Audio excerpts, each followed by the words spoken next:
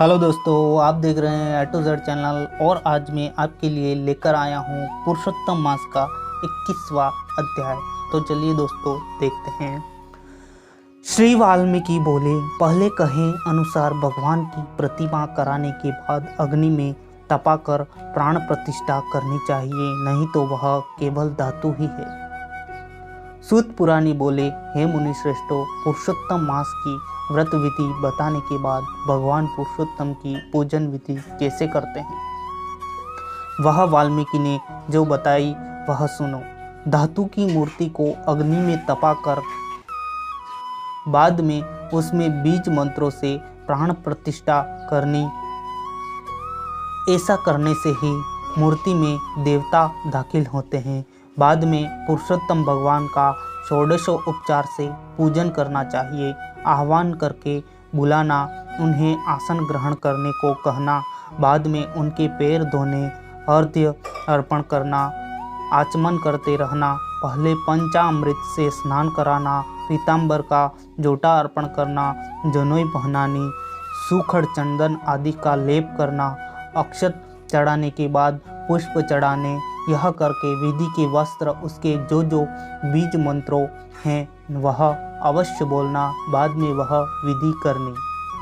आगे इतनी विधि होने के बाद अंग प्रत्यंग की पूजा करनी, जैसे कि चरण की पूजा, घूंटी की पूजा, घुटने की पूजा, जंघा की पूजा, कमर की पूजा, लिंग की पूजा, नाभि की पूजा, हृदय की पूजा, कंठ की पूजा, बाहुओं की पूजा, मुख की पूजा, नेत्रों की पूजा, मस्तक की पूजा, इस तरह हर एक अंग की पूजा क्रमबद्ध करते वक्त जो अंगों के बीज मंत्र है वह अवश्य बोलना। इस तरह प्रतिमा के सर्व अंगों की पूजा करनी। इतना कार्य होने के बाद सुगंधित धूप अर्पण करना,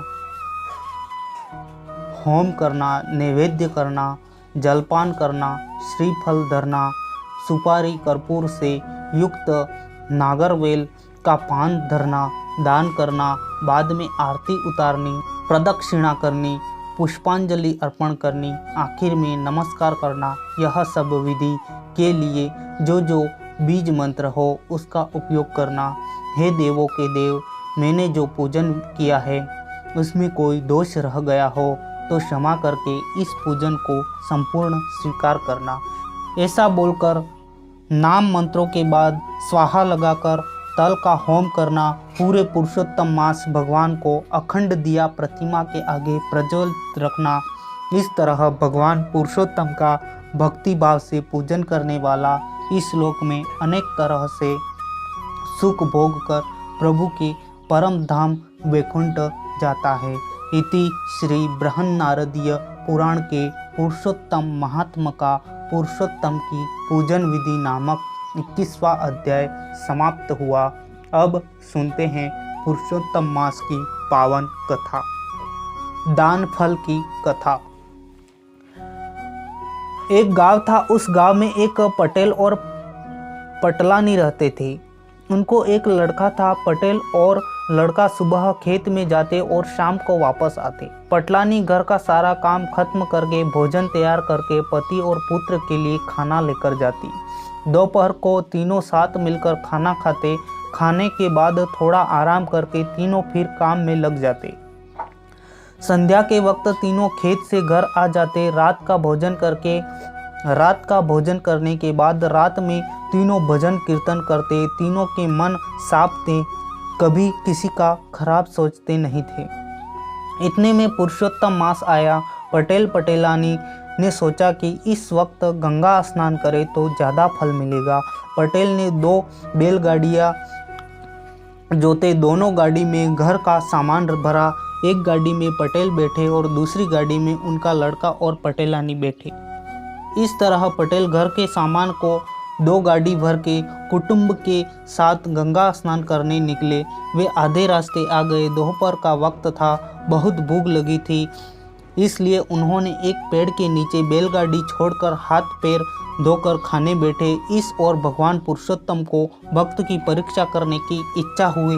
वे सन्यासी का रूप लेकर जहाँ पटेल कुटुंब खाता था वहाँ आए। सन्यासी को आया हुआ देखकर पटेल कुटुंब ने उन्हें नमस्कार किया और प्रसाद लेने की विनती की। तब सन्यासी बोले, मुझे जरा भी भूख नहीं, मुझे गंगा स्नान करने जाना है। यदि तू 2 बैलगाड़ी में से एक गाड़ी मुझे दे दे तो मैं उसमें बैठकर जल्दी से गंगा जी पहुंच जाऊं। पटेल तो जरा भी सोचने न रहे, गाड़ी में से घर का सामान भी न निकाला, बैल की रस्सी सन्यासी के हाथ में दे दी। सन्यासी बैलगाड़ी में बैठकर धीरे धीरे आगे जाने लगा। देखते देखते वह गाड़ी अदृश्य हो गई। पटेल ने सन्यासी को गाड़ी दे दी। उससे पटलानी और पुत्र को जरा भी दुख न हुआ। वे दोनों पटेल से कहने लगे, अभी गंगा नदी काफ़ी दूर है, वहाँ चलकर नहीं पहुँच सकेंगे, इसलिए इस गाड़ी में बैठ जाओ। परंतु पटेल ने ना कहा और बोला, आप गाड़ी लेकर आगे जाओ, मैं आपके पीछे पीछे आता हूँ।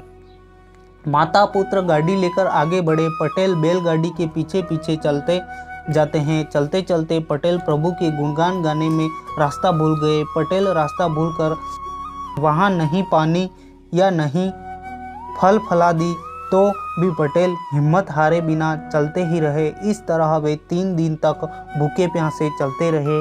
अब उनमें चलने की शक्ति न रही। तब पटेल एक पेड़ के नीचे आराम करने को बैठे। वहाँ तो धनाक करके एक बड़ा फल उनके पास गिरा। पटेल फल को हाथ में लेकर देखने लगे। भूख तो बहुत लगी थी, परंतु अनजान फल खाते नहीं। पटेल ने थोड़ा आराम किया, फिर खड़े हुए, फल अपने साथ लिया और सोचा कि रास्ते में कोई मिलेगा तो पूछ लूँगा, खाने लायक होगा तो खाऊंगा, नहीं तो फेंक दूंगा। वह थोड़े दूर चला कि एक जीर्ण शिवालय उसने देखा। वह शिवालय में गया, वहाँ बैठा 3 दिन भूखे प्यासे शिवजी को याद करते रहे।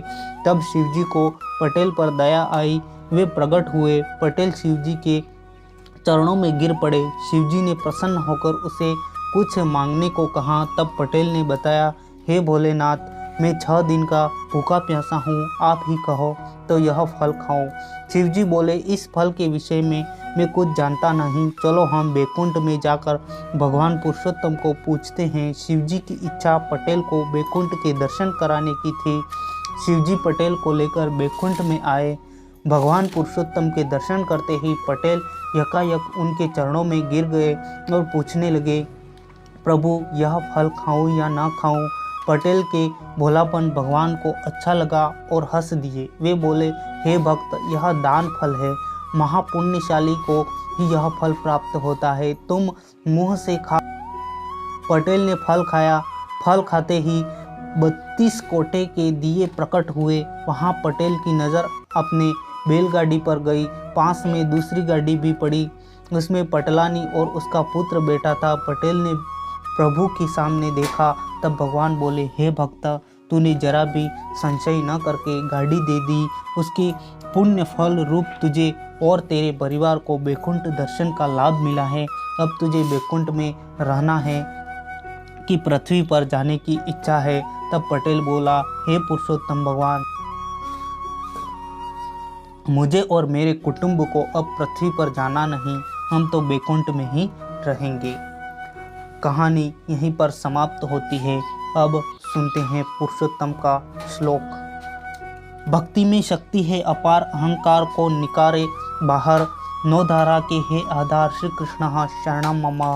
हे विभुवर गिरिधर गोपाल, दुख हरता है दीन दयाल, सबके हे प्रणत प्रतिपाल, श्री कृष्ण शरणम मम। कृपा के सागर हो नाथ, भक्तों के पकड़ते हो हाथ, सदा रहे हो उनके साथ, श्री कृष्ण शरणम मम। बोलो पुरुषोत्तम भगवान की जय। थैंक यू सो मच दोस्तों वीडियो देखने के लिए। वीडियो को शेयर कर दीजिए, लाइक कर दीजिए और सब्सक्राइब भी कर लीजिए, ताकि मेरे नए से नए वीडियो आप तक सबसे पहले पहुंच जाए।